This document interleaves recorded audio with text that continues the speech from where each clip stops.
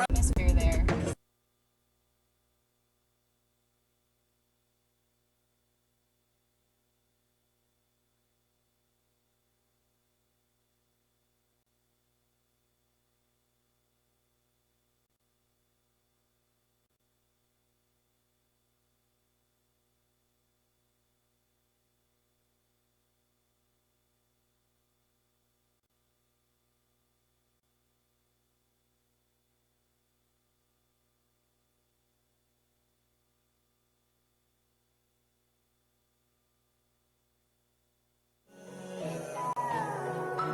One more ride, one more race, we go all out.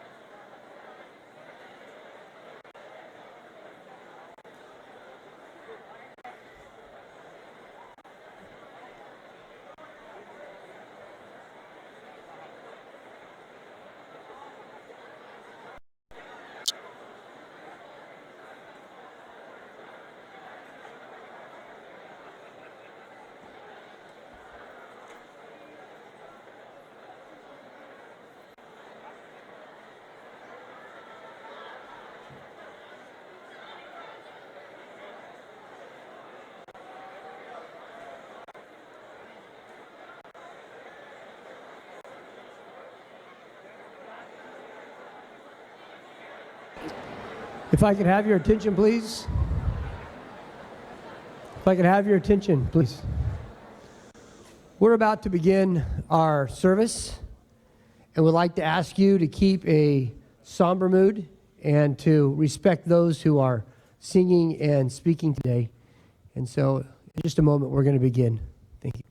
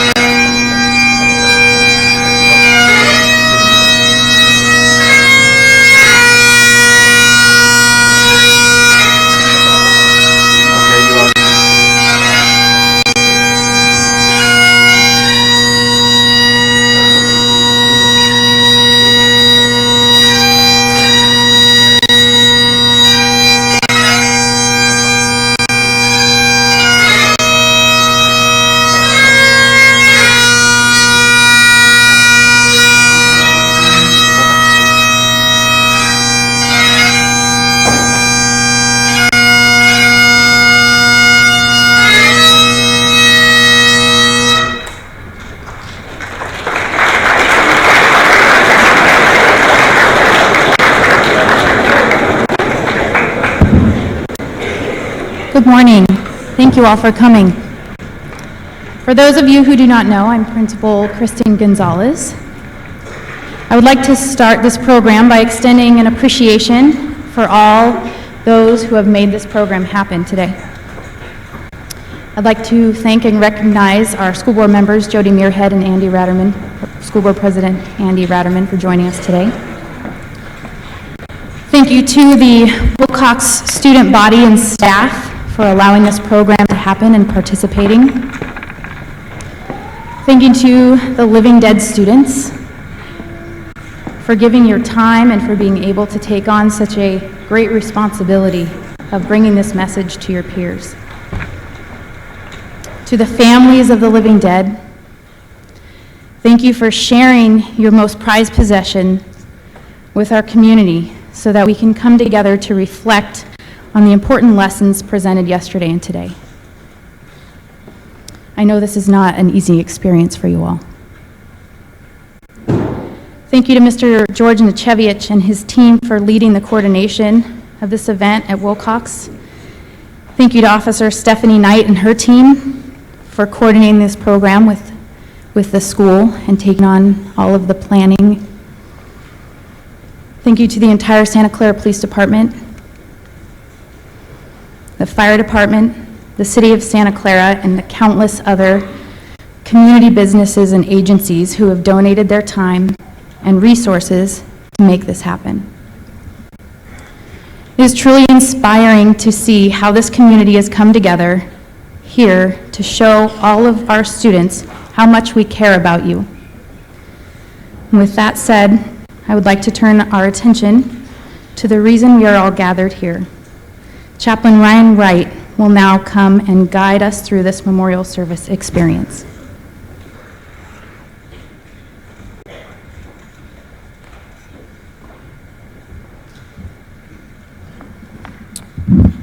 We are here today to remember the lives of Hagen Hildebrandt, Kyra Cochran, Jordan Tachibana, Jonathan Tamaka, Dasha Conley, Gabriella Clark, Samantha Clark, Lori Edward, Vanessa Garcia, Laura Gonzalez, Jada Lawson, Nak No, An Nguyen, Ana Rodriguez, Jada Rulamas, and Avni Sisodia. They are survived by their family and many, many friends. And as we gather today in this place, it's important to me that I remind you why we come to funerals. There are two primary reasons why we do funerals. The first one is this, is that we are here today to grieve the loss. I believe that we're designed in such a way that when we lose someone that we love, that we go through the process that we call grief. And as we come to this place and we recognize the loss of these people and their lives, it is a natural thing for us to grieve those losses. And while some of us will grieve different than others, we all grieve in different ways. We all do grieve. Some people will be very reflective in their grief. They'll be quiet, they'll sit, and they'll observe. Others will be expressive in their grief. You'll need to talk about it. You'll have tears of emotion. And we want you to know that in this setting today, that is appropriate. That this is a setting that is designed today for us to stop and reflect upon grief and upon loss and on what that means to our community. Even in this moment today, some of you may still be in a process of grief from another loss in your life. And if you need help today, we want you to know that we're here. You can contact the school. You can come and talk with me after this service is over. But we want to help you in the midst of your loss and your grief. The second reason that we do memorial services and funerals is to celebrate the life. But I'll be honest with you, I have done services for teenagers, and it is very difficult to celebrate. Because the loss of a teenage life isn't just about losing what they had, but it's about losing the potential that they had not yet realized. And there is a deeper level of grief in that moment. Oftentimes, when I do memorial services, I use a verse that goes like this. It's an ancient Middle Eastern proverb, and it goes like this. It's better to go to a house of mourning or to a funeral than it is to go to a house of feasting or to a party. For death is the destiny of every person. And the living, that's you and me, should think about that while there's still time. We're here today to think about death. And that proverb there does not say that it's more fun to go to a funeral. It just says that it's better to go to a funeral. When we go to parties and people want to talk about serious stuff, we say, hey, not right now, just chill, just relax, let's have a good time. But when we come into a room like this room that has a casket like that casket, we can't help but stop and think about what really matters in life. And we can't stop and think about what really counts. That death is the destiny of every person. Listen, here's the reality. One day there will be a service just like this for everyone in this room. That is a non-negotiable. The question is, what kind of a service will it be? Will it be a service of celebration, or will it be tragic? Sorrow has a refining influence on us. A wise person thinks much about death. I'm glad you're here. I'm not glad we're having to do this, but I'm glad you're here. And each of us today will get a choice as we leave this place. What will we do with this experience? Will it refine us and make us better? Or will we walk away and ignore it and make it a useless exercise? That's not up to me. That's up to you. Here's what I ask today. I ask that you give us your undivided attention. That you take this very, very serious with us. We know that you know that this isn't real. But we want you to allow yourself to be in this moment because we believe it could change your life in a positive way. At most services that we do, at this point, we would stop and we'd pause and we would pray or have a moment of silence. And I'm going to ask you, if you would, in silence, to stop for a minute. Perhaps you knew some of the living dead. And if you're a person of faith, I invite you to pray with me in silence. If you're not, I encourage you to reflect upon what we're about to partake in. And we're going to take just a few seconds, probably 30 seconds, of quiet reflection to stop and think about this while there's still time. Would you pause right now and remember the lives of those who have been lost?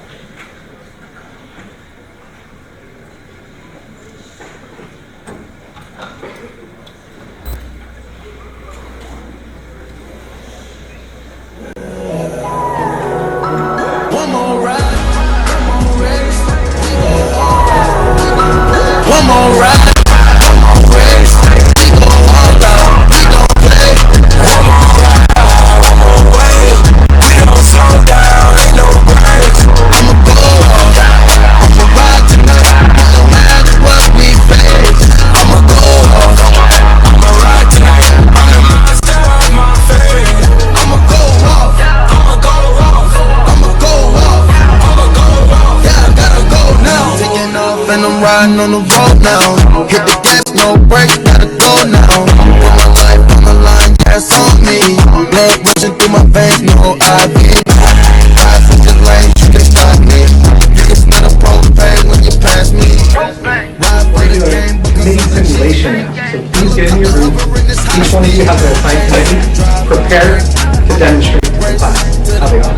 Go ahead and get into it. Hey guys, guess what? What's up? So I got an email yesterday. I got into Irvine. Yo, we gotta celebrate!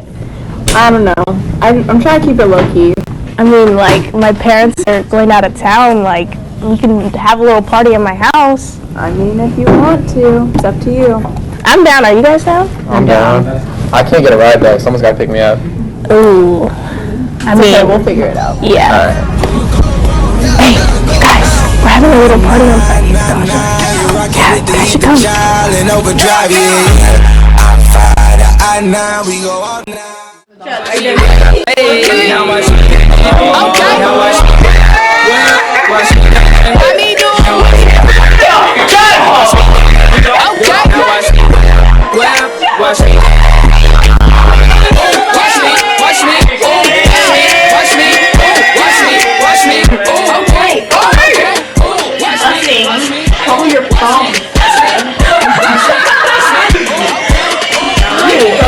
Hey, can I get a ride to the party? I don't have gas in my car.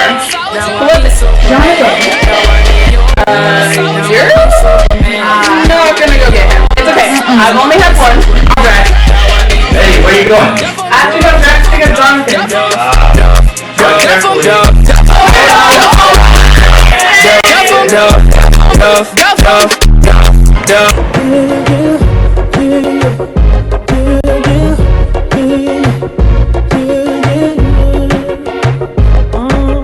Ooh, there's something about kind of woman that can do it for herself. I look at her, there's something about her.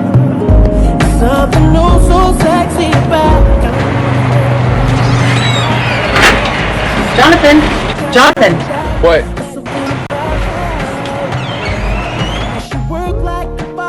What the hell happened here?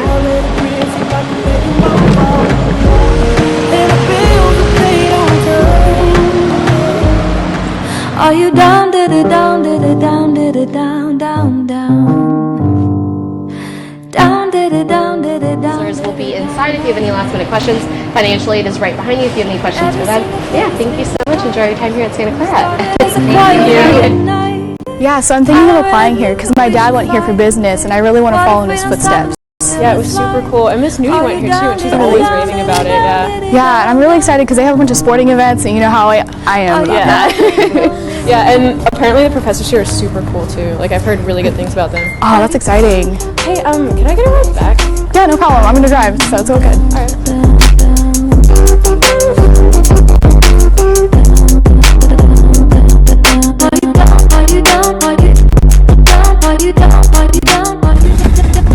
So excited to see my kid in Santa Clara. It sounds so cool. I know, and the campus is so pretty. It's just really nice atmosphere there. Are you sure you're alright? Yeah, I'm fine. I know. Hey, you want to take a picture for Snapchat? Okay, let's go. Watch out! Watch out! Santa Clara Emergency 15, what is the address of the emergency? Wilcox High School. Okay. Can you repeat that for me one time so that I'm sure I got it right? It's in front of Wilcox High School. Okay, what's the phone number you're calling from? 408-555-4593. Okay, tell me exactly what happened. There was a car accident, and one of the cars got flipped over. I think someone got thrown out, and I'm guessing someone else is trapped. Can you please send help right away? Okay, someone's trapped inside the vehicle? Yes, I believe so. Okay, we'll send help. I want you to watch for the emergency units and direct them to the scene. Thank you very much. Thank you. Hey guys, it was a busy weekend. We had a 203 Phil's request out of Sunnyvale. Hold on. 322, 323 with 320 copy, Santa 322, go for 322, go for both. And 320. 322, 323 with 320 copy. Indy 4, 1180 rollover at Wilcox High School, 3250 Monroe, 3250 Monroe, processing Meadowbrook and Glade. Fire responding code 3 and reporting a single vehicle rollover accident with one party ejected and one party trapped inside the vehicle. VMS 37. 322. 320 copy. All right, guys, head out to that crash.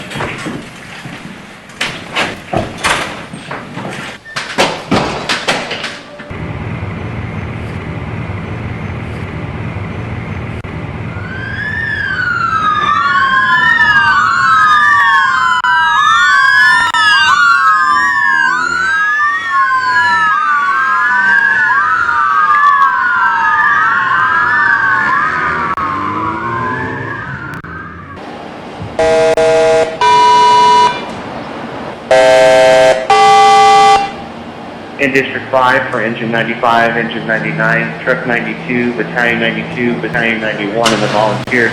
We have a rollover accident in front of Wilcox High School, 3250 Monroe, 3250 Monroe. You're crossing Meadowbrook Way. You're not agent IDA 26. The working channel will be Fire 2. Keep our rollover accident with one subject ejected and one subject trapped inside the vehicle. In District 5, this will be for Engine 95, Engine 99, Truck 92, Battalion 92, Battalion 91. Rollover accident in front of Wilcox High School at 3250 Monroe Street. 3250 Monroe crosses Meadowbrook and Glade. Your map page is IDA 26. Your working channel is Fire 2. Again, for a rollover accident with one subject ejected and one subject trapped inside the vehicle.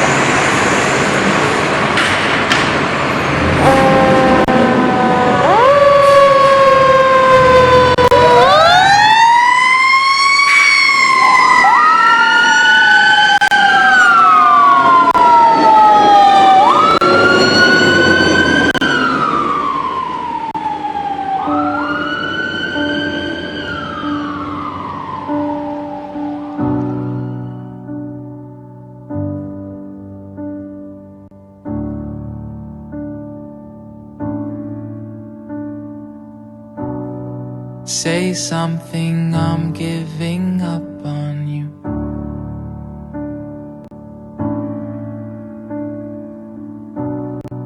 I'll be the one if you want me to.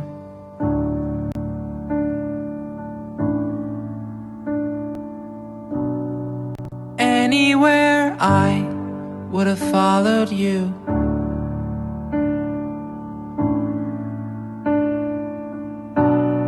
Say something, I'm giving up on you. And I am feeling so small.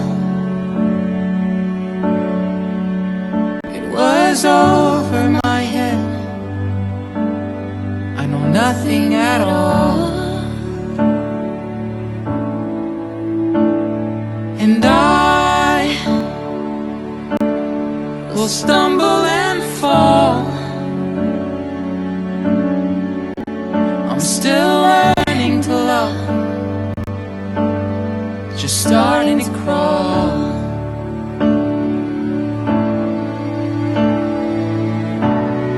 Say something, I'm giving up on you.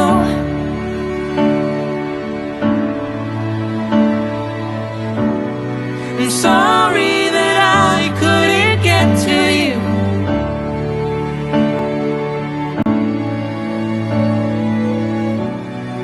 Anywhere I would have followed you.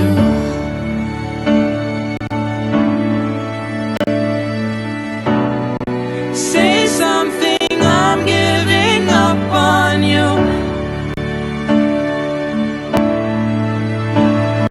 And I will swallow my pride. You're the one that I love. I'm saying goodbye.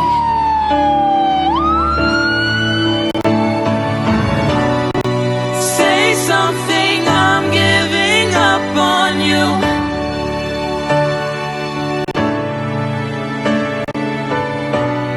And I'm sorry that I couldn't get to you.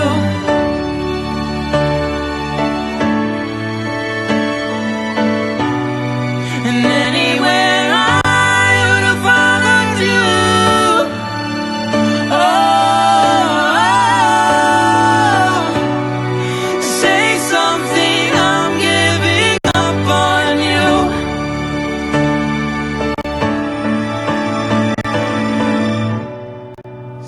something, I'm giving up on you.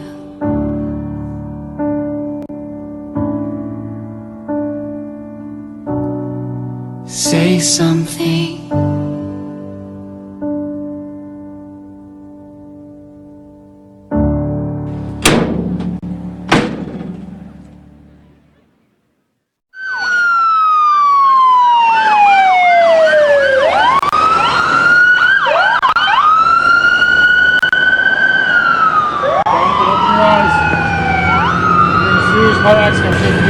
This is Santa Clara Fire, Medic 91. We're en route to your facility, Code 3, with a trauma activation. We have a 17-year-old male involved in a vehicle rollover. He's currently unresponsive. He's got significant injuries, and he is breathing on his own. However, he has weak radial pulses. We have an ETA of about 7 minutes.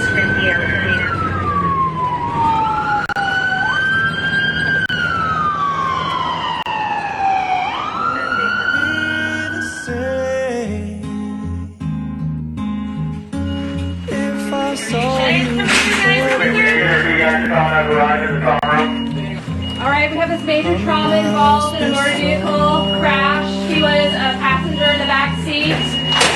A very long extrication, large intrusion into the car.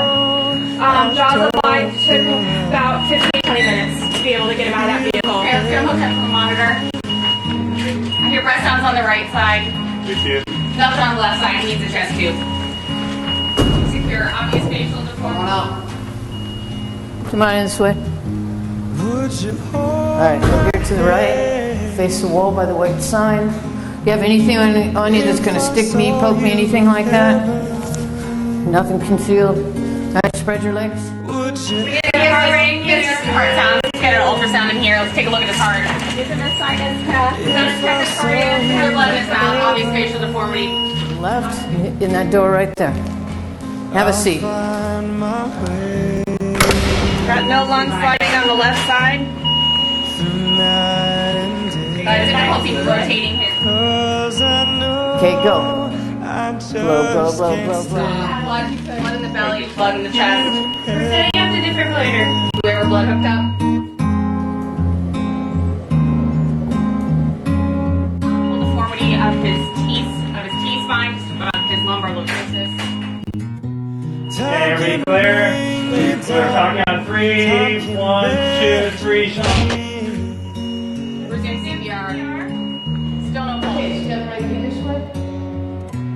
Time can break your heart. Have you You have the right to talk with an attorney and to have an attorney present before you get the question. Do you understand? Alright, pulse CPR. Time of death, 9:55 a.m.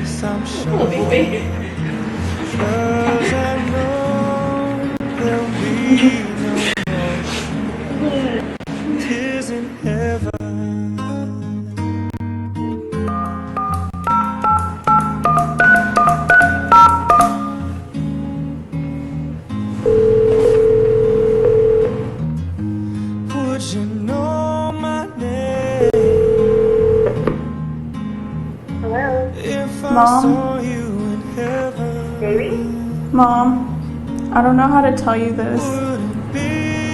Tell me what? I ruined everything. How did you ruin everything? Where are you? What's going on? I'm in jail. You're where? I'm in jail. You're in jail? What happened? Well, we had a party to celebrate me getting into Irvine, and I crashed the car and Chaplin's dead. You did what? You crashed? Why were you driving? Did you have something to drink? I've always told you to get a ride if something like that ever happened.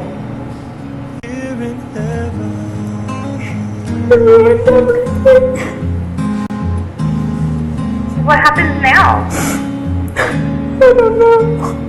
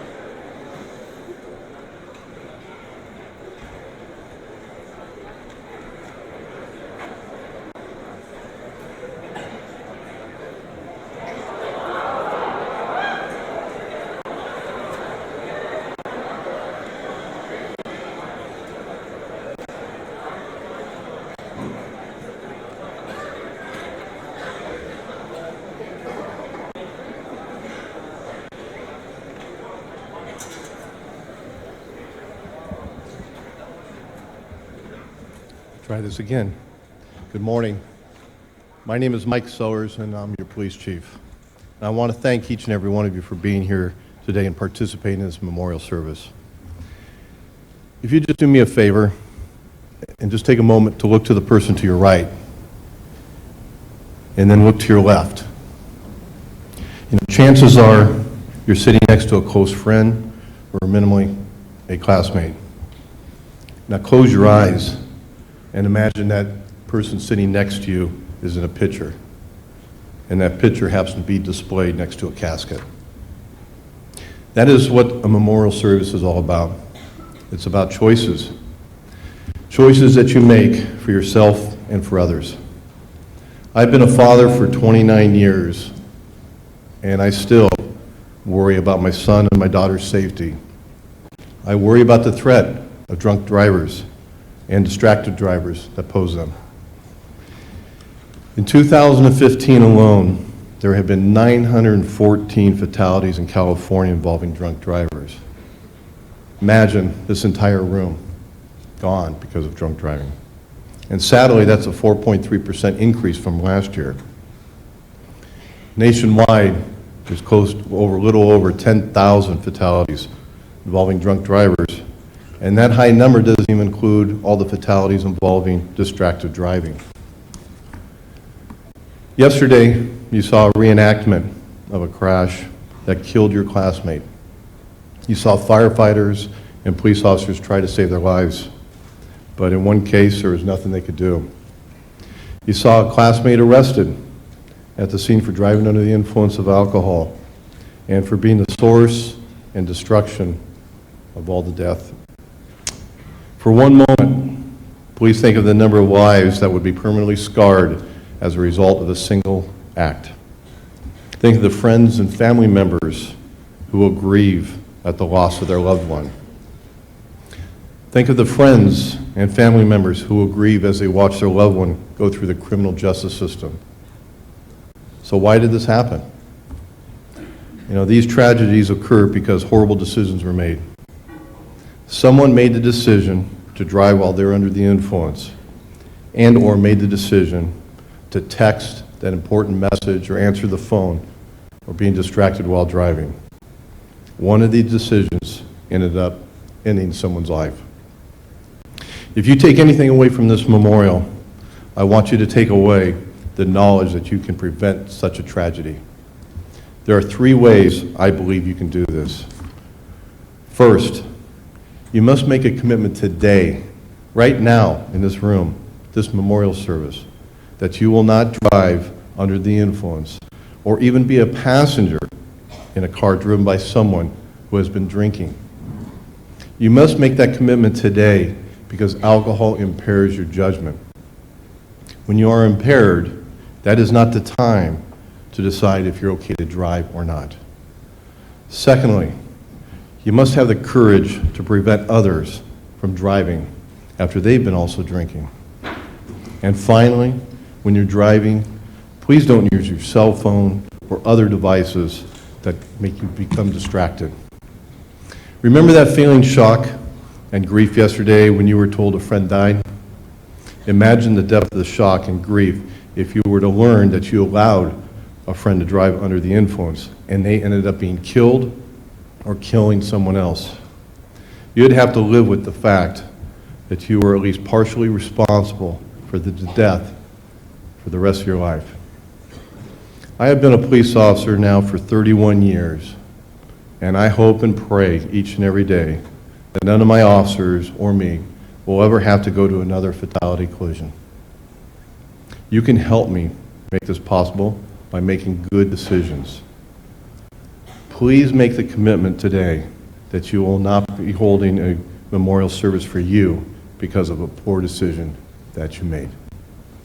Thank you.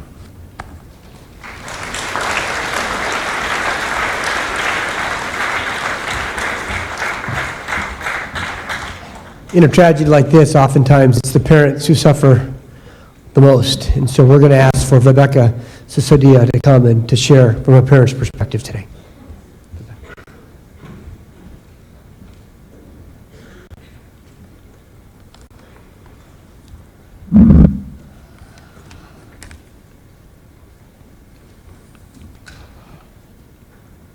Meri Jaan, Avni, you're my life, and now you're not here with me. How the heck do I go on? I want to wake up from this unbearable nightmare. I want to wake up and see you having breakfast and hear you say, "Hi, Mama," when I come down.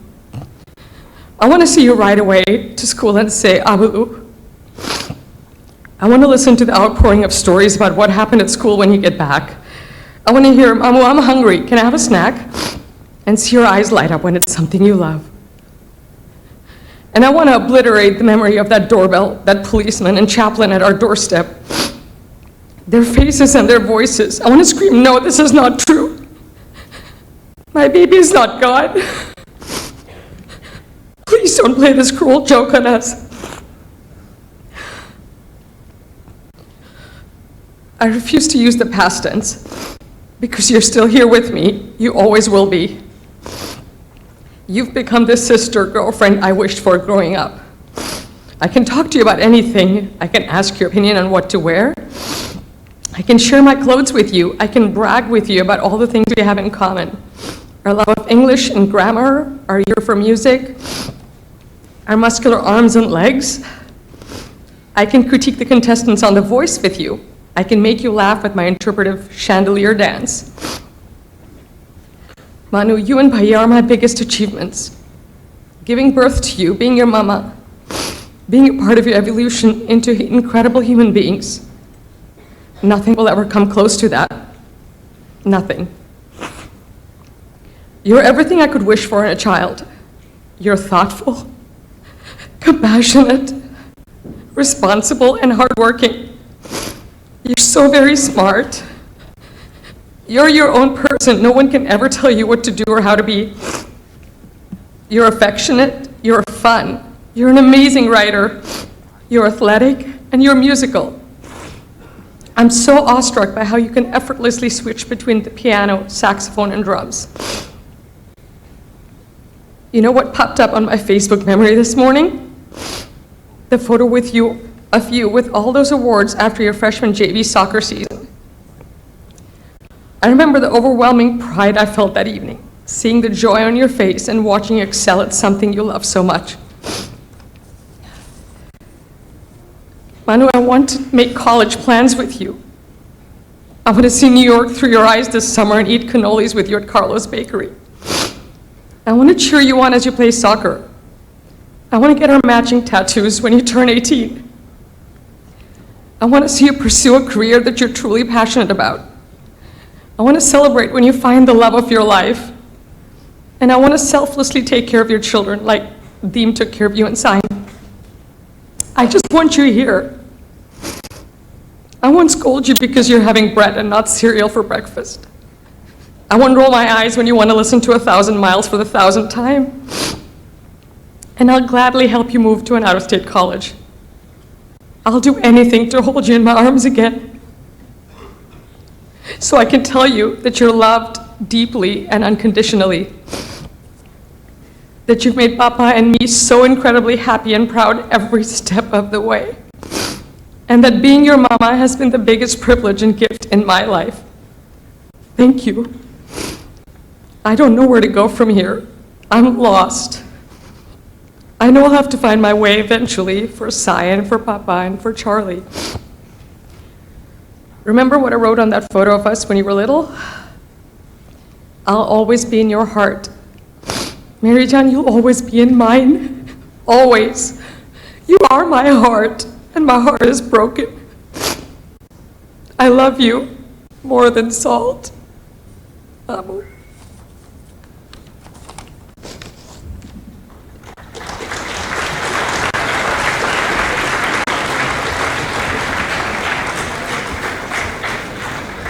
There are always words that are left unsaid in a moment like this. Because you never expect for a moment like this to come so soon.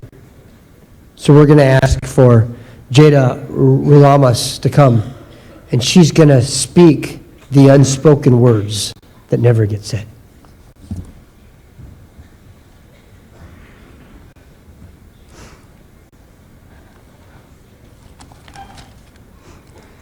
Dear Mom, Pop, Dad, Auntie Jean, and all my siblings, thank you. I'm sorry that I'm gone now. I don't even know what happened to me or how to explain why I'm not there with you all anymore. I just know that the pain I have in my heart right now is far worse than any physical pain I felt when I left this world. Knowing that I can't physically be there to watch you all smile and laugh is truly what kills me. Not the alcohol, not the car, not the drunk driver.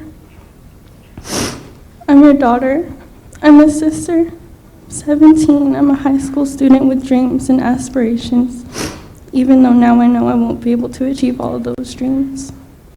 Even though I didn't get to do everything in my life that I'd hoped I would, it doesn't mean that I wasn't happy.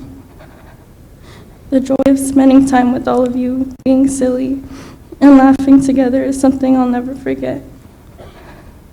I miss coming home and seeing my sisters run to me to give me a hug.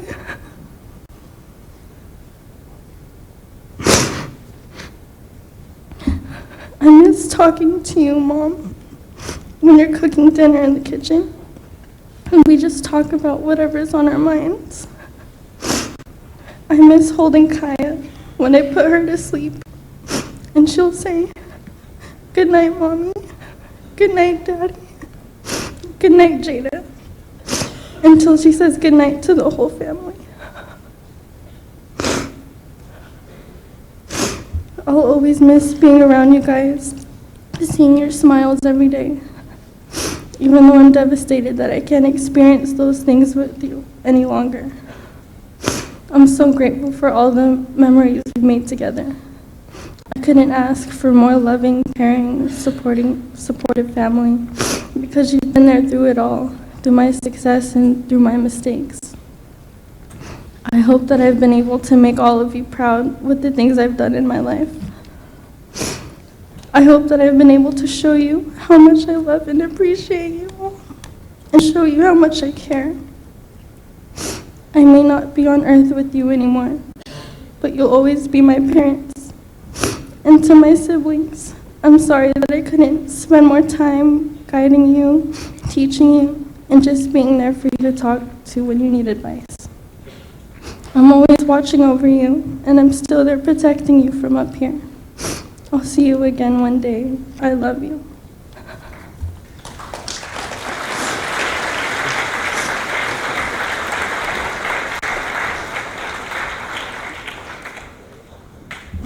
Students, I'm going to ask now that you give your undivided attention, you've been doing great today, to our speaker, Dominica Cardenas, as she comes and she shares with you her story.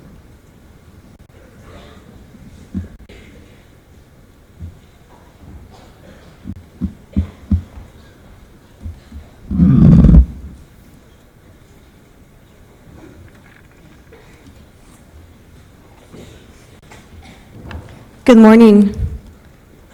My name is Domenica Cardenas, and I am here to share what my life has been for the past 3 years and 11 months. I am here today on behalf of the thousands of people who don't have a voice, the ones that have been killed by intoxicated drivers.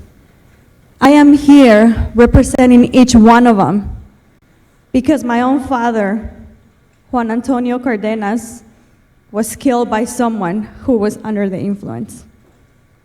I always thought something like this will happen to someone else. But on Memorial Weekend of 2013, I became that someone else. I am here to share my dad's life because behind every statistic we hear so often are real people, real lives cut short. I was very close to my dad. He always allowed me to make my own decisions, whether they were good or bad. He always supported me and encouraged me to do my best, to be the best version of myself. He always had my back. He wanted me to learn from my own mistakes. When I was little, my dad was the one to do my hair, cook for me, do my laundry, do my homework at times, take me to school. He was my go-to person. I was your age once. I wanted to fit in. I wanted to enjoy and experiment. When I was in high school, I was out and about drinking with my friends, and I was also smoking weed. I was getting in the car with friends who had been drinking, but I never questioned how impaired they were because I didn't think about the consequences, the fatal consequences. The only consequences I could think of was getting in trouble with my parents. At the age of 16, I got my first job. I was earning less than $5 per hour. I decided to move out of my house. I was out for about 7 months. And when I decided to go back home, I was 5 months pregnant. When I told my dad about it, he was sad because his baby was having a baby, but he was happy because he was going to be a grandpa for the second time. I decided to name my son after my dad. I gave birth to my son during my first week of my senior year. I got very active in school. My dad decided to babysit my son, even though he had 2 jobs. Up to this work and not go to college. My dad was very upset about it. But when Anthony, my son, turned 3 years old, I decided that I needed to go back to school and get my education. I went to junior college and I got my AA. I decided to take a 4-year break after that. And I felt like I wasn't reaching my full potential, and I decided to get my bachelor's degree. When I told my dad that I was going to go back to school, he was really happy. And I would not have gotten through school if it wasn't for him. I have never seen my dad so proud and so happy.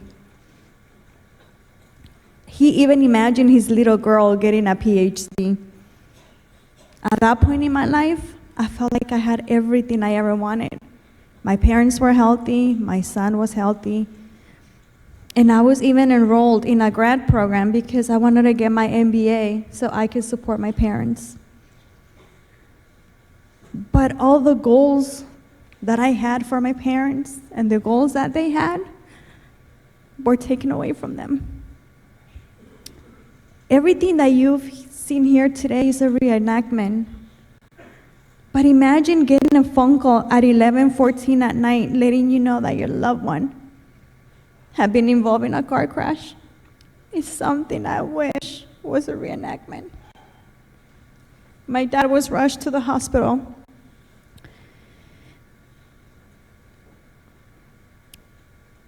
Fighting for his life. The night of the 24th, I received a phone call from the Daly City Police Department letting me know that my dad had been rushed to the hospital. That night, my dad was on his way to work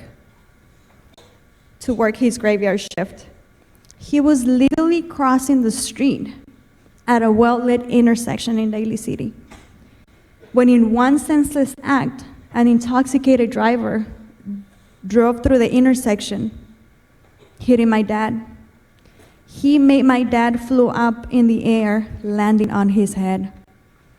The night of the crash, my dad was carrying a bag of fruit. That fruit was for his co-workers. As you can see in the picture, there's my dad's shoe. The one person that would do and will give his life for anyone was actually fighting for his own life. My brother and I drove to San Francisco General Hospital expecting to hear my dad tell us what happened. When I got there, I was told that I needed to prepare for the worst because they didn't know whether my dad was going to make it or not. But how do you prepare for that? How do you accept that your dad might not survive? A week after my dad was hit in this senseless act, my brother and I were told my dad was not going to survive. When we heard that, we looked at each other and started crying. I went over to my dad's bedside and I started shaking him, poking his eyes and pinching his ears, hoping that was going to help him wake up. I felt so powerless because I couldn't do anything to save his life, to stop him from dying. My dad spent 3 weeks in a coma, shivering the entire time because he was covered with an ice-cold blanket. And the night before Father's Day, my dad died. My dad always worked 2 jobs, a Nordstrom Hillsdale.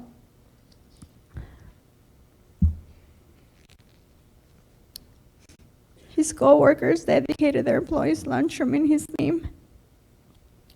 There's a plaque on the wall which reads, "May we all live a life filled with as much love and generosity as he did. We will always remember you." This is the place where he used to bring fruit and snacks for his co-workers. And his co-workers didn't know it was my dad bringing the fruit. They always thought it was management, the one providing it.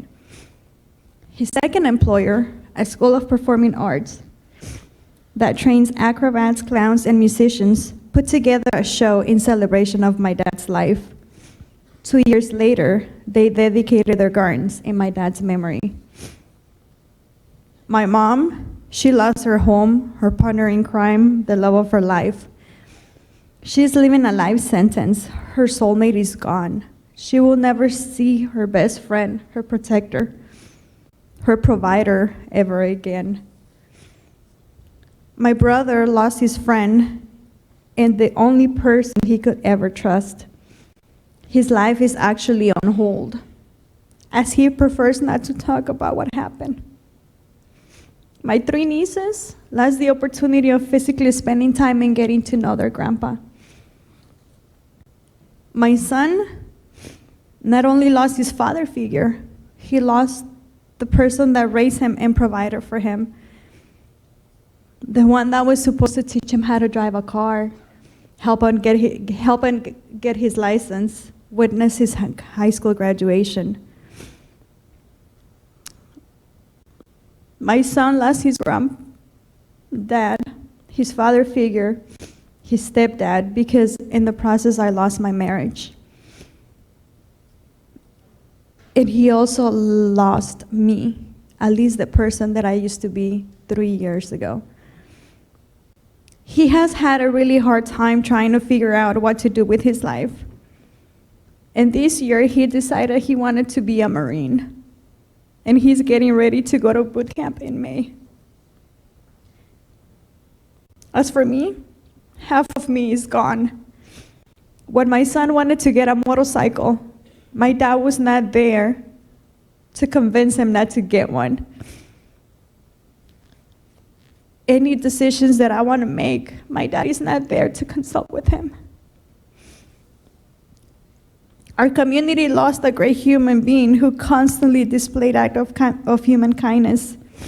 He was a great example of what it meant to love and respect others unconditionally. And to be able to put in words the effect his death has had is impossible to do. My dad was adamant about preaching the dangers of drinking and driving. Every family gathering, he always reminded us. 2 years after my dad was killed, I was able to get my dad's belongings back.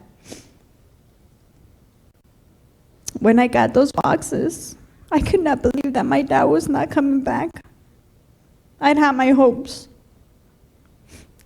Instead, I got those 2 boxes with a bunch of bags and a case number.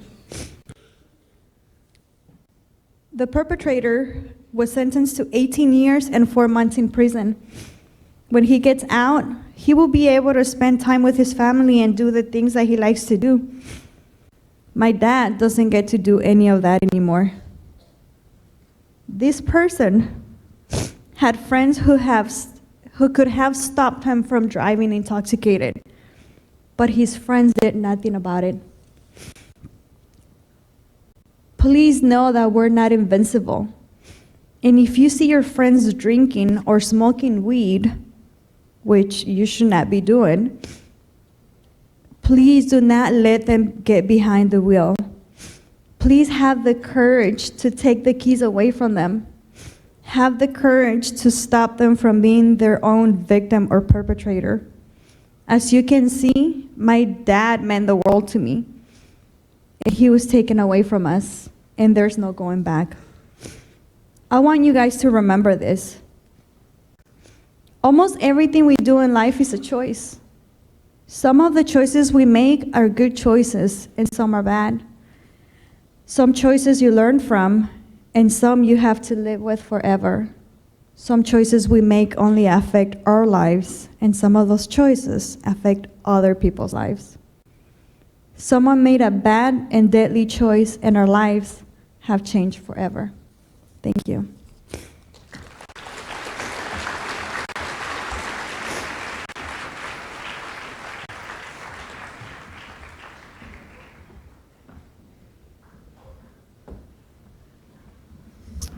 Mr. Jeff Peralt, who teaches math and is coaches various sports here, is going to come and bring some closing remarks for us today. Jeff.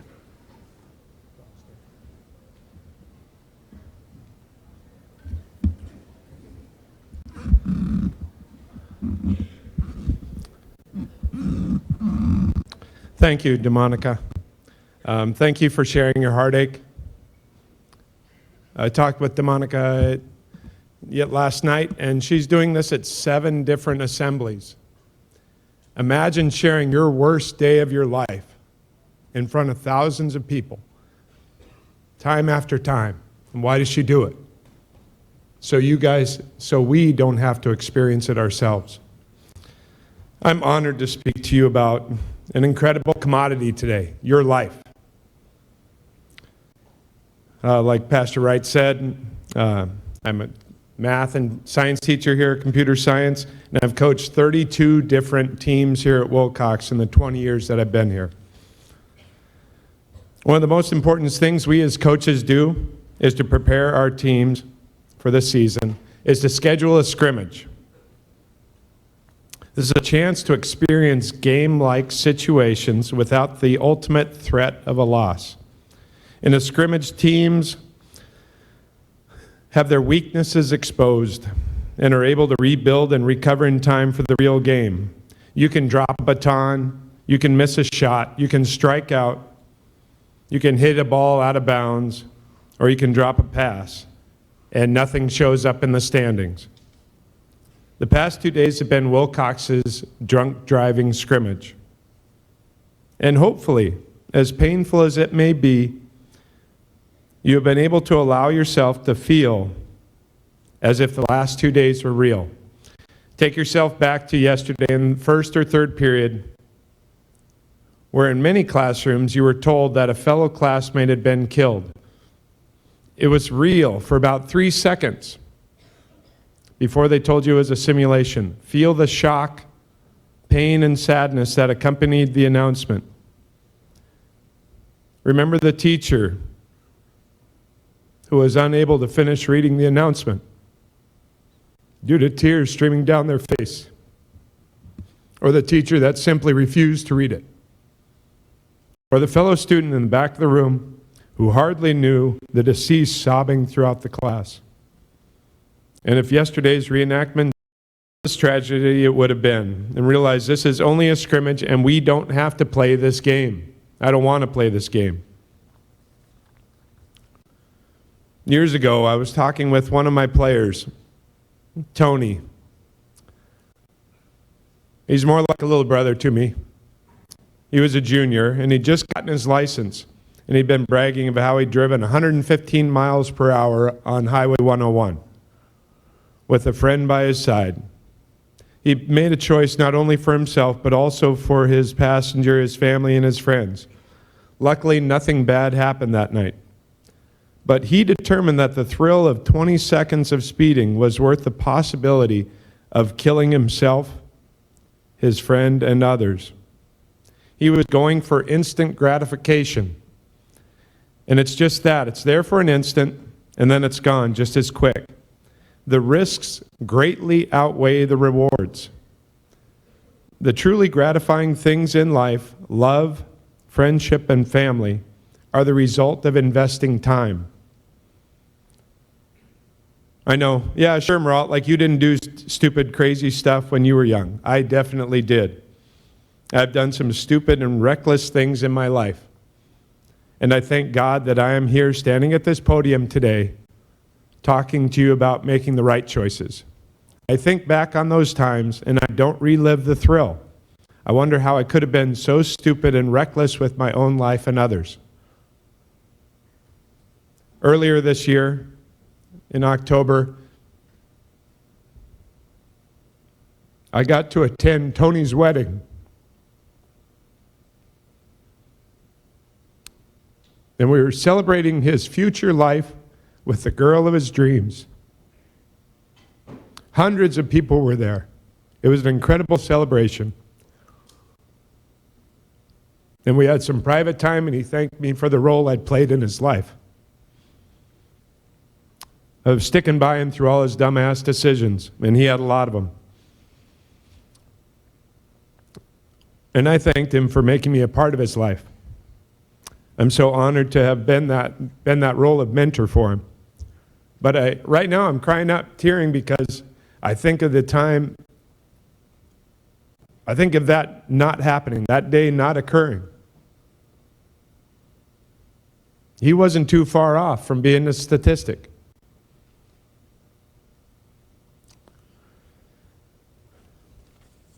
Many times throughout the writing of this speech, I wanted to cry. I have cried. I thought of losing one of the students or players.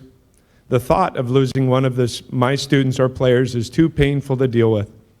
I know that I speak for so many of my fellow staff members when I say that we love you very much. How important and precious, how valuable each and every one of your lives are.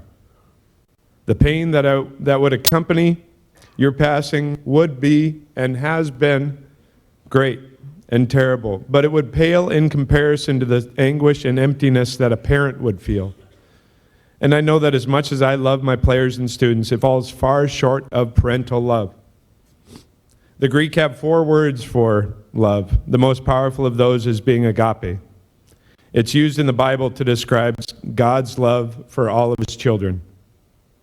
God's love is unconditional. You can't lose it. He loves you no matter what you do. If you sin, God loves you. If you're sinning, God loves you. God hates sin, but he loves the sinner. Parents love is much the same way. They love you no matter what. But they probably don't always know how to show it. But in the tough times, know that you can count on them to love you, no matter what. At your age, drinking is illegal. At any age, drinking and driving, or texting and driving is deadly. If you do choose to drink, use a designated driver, stay where you're at, call your parents, call a cab, or the easiest one nowadays, call Uber or Lyft. There's so many options to not putting the keys in the ignition. If you do call your parents, they may be upset, but they will quickly realize that you made a mature decision after making a bad one. I encourage you to talk with your parents about the last 2 days and talk to them about what they want you to do if you find yourself in that situation. Have your own family scrimmage. Talk about it. Is that conversation going to be tough? Yes. Did I have it with my parents? No. Do I wish I would have? Yes. I think I would have found out that they would have picked me up no matter what. But in the house of an alcoholic, alcohol is a tough subject to talk about. I also think that I wish I'd had that conversation. I think my dad would have stopped driving drunk. And he probably would have cut back on his drinking long before he did.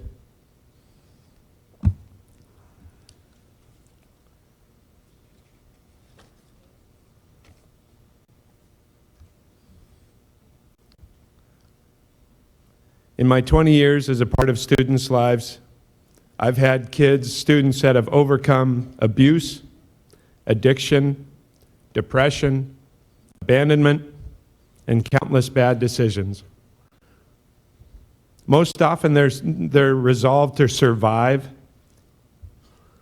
and combat these issues makes them stronger people, and equips them to better help others suffering the same problems in their lives. It doesn't happen overnight. It happens with time, friendships, and families, and mostly with good choices. Surround yourself with people willing to listen and people willing to speak into your life about making good choices. And be that same person for other people. With these last 2 days, we want you to understand the consequences of your actions.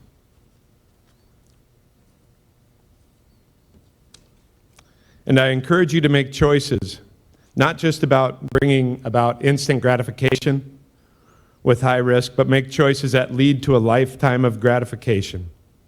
A lifetime. Dear Mom and Dad, every 15 minutes someone is killed in a drunk driving accident. Today I died. That's what every one of these students wrote a letter to their parents, starting with that. In real life, those letters are never written. Families are not reunited. The barrier between death and life on earth is not removed. You may not believe this is true. It might sound like a cliche, but if one person's life is saved by this program, if one person stops a friend or a parent from getting behind the wheel drunk and saves a life, all the time, all the money, all the effort was worth it. Because just think, how much would you give to have a loved one back with you? I thank you for your attention, your maturity, and your compassion.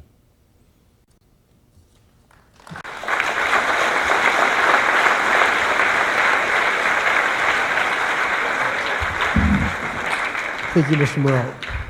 It's our hope today, as we conclude, that the proverb that I quoted earlier today would be true. That sadness will have had a refining influence on us.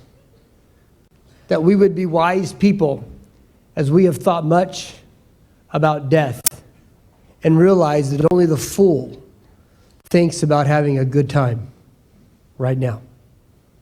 To cap what Mr. Morrell said, students' life is about choices. And if you don't like your life or where it's heading, all you need to do is make different choices.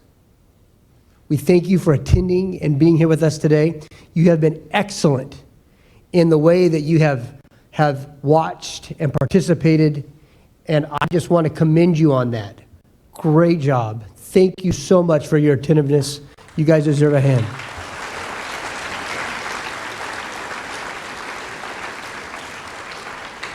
If you would please remain seated as the living dead and their families and our dignitaries leave the building, and when they're done, I will dismiss you after that. So please remain seated until this has concluded. Thank you.